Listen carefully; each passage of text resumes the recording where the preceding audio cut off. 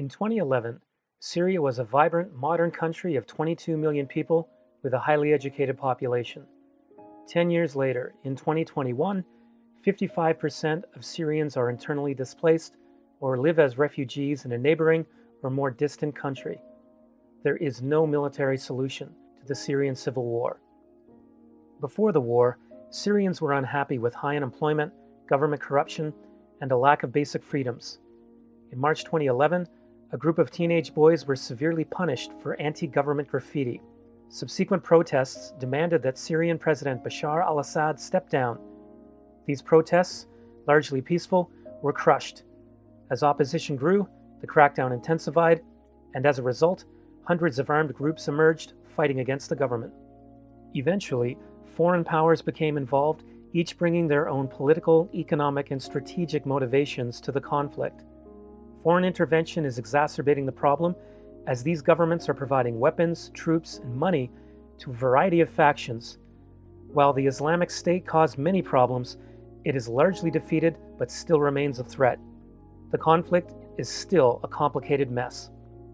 As a result of the fighting, infrastructure has been seriously damaged.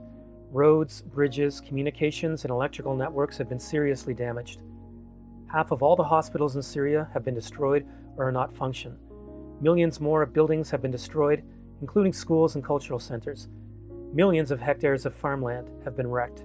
In addition, UNESCO World Heritage Sites and other cultural sites have been severely damaged or completely destroyed.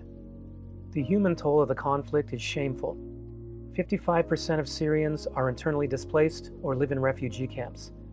Camps are extremely dangerous, especially for women and girls living with the threat of rape and exploitation each and every day. Children generally do not have the opportunity to attend school and continue their education.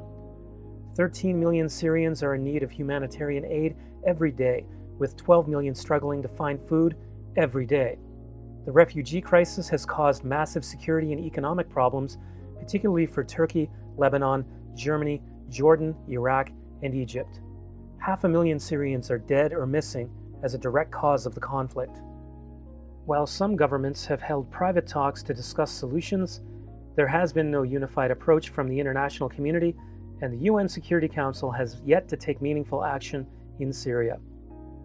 The United States, under President Donald Trump, suddenly pulled US troops from Syria, seen as an abandonment by US allies, and arguably giving the advantage to Bashar al-Assad and his supporters. While experts agree there is no military solution to Syria, one thing that is certain is that Bashar al-Assad and his supporters must be held accountable. Until there is enough economic and political pressure on al-Assad, he and his supporters will not back down. As such, an amnesty may have to be granted to some of his supporters to ensure support for the end of the conflict and stability in Syria after it ends. When the war ends and Syria rebuilds, all sustainable development goals will need to be addressed.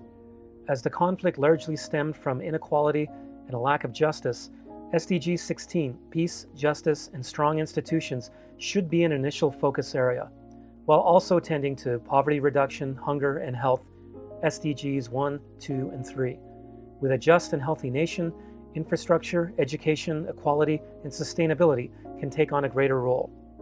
As millions of Syrians continue to suffer unjustly, it will take action from governments and their people from around the world to end the conflict and restore peace and prosperity to Syria.